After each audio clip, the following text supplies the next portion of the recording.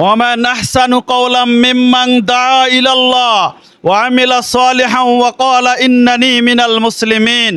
আমার আল্লাহ বলেন, ওই মানুষটার কথার চাইতে, ওই ব্যক্তির কথার চাইতে আর কার কথা উত্তম হতে পারে, যেই মানুষটা বা যেই ব্যক্তিটা অন্য মানুষদেরকে আমি আল্লাহর পথে ডাকে। বলেন সুবহানাল্লাহ। আল্লাহ রাব্বুল আলামিন বলেন, হুয়াল্লাযী আরসালা রাসূলাহু বিল হুদা ওয়া দীনিল হক লিইয়ুযহিরাহু আলাদ-দীনি কুল্লি।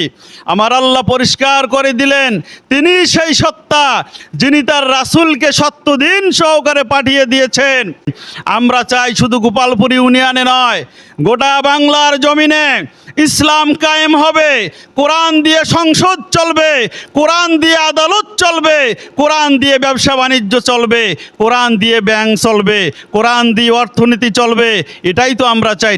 ওমাল্লাম ইয়াহকুম বিমা আনজালাল্লাহ ফাউলাইকা হুমুল কাফিরুন ফাউলাইকা হুমুল ফাসিকুন ফাউলাইকা হুমুজ জালিমুন। আমার আল্লাহ বলেন, যারা বিচার ফয়সালা আল্লাহর বিধান দিয়ে করে না, মানুষের তৈরি করা বিধান দিয়ে যারা বিচার ফয়সালা করে, তারা কাফের, তারা ফাসেক, তারা জালেম।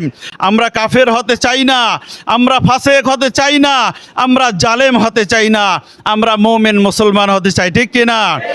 এই লক্ষ্যকে সামনে রেখে বাংলাদেশ জামায়াত ইসলামী কাজ করে যাচ্ছে। আসুন আমরা সবাই মিলে কাঁধে কাঁধ মিলে আমাদের এই প্রিয় মাতৃভূমিতে আল্লাহর দ্বীনকে কায়েম করে একটা সুন্দর সমাজ বিনির্মাণ করি। আমি আপনাদের সকলকে উদাত্ত আহ্বান জানাই, আগামী 12 তারিখ আমরা সবাই মিলে কাঁধে কাঁধ মিলিয়ে আজহার ভাইয়ের প্রোগ্রামে যাতে শরীক হতে পারি, এই প্রোগ্রামকে যাতে আমরা সাফল্যমণ্ডিত করতে পারি, এই আশাবাদ ব্যক্ত করে আমি আমার কথা শেষ করছি।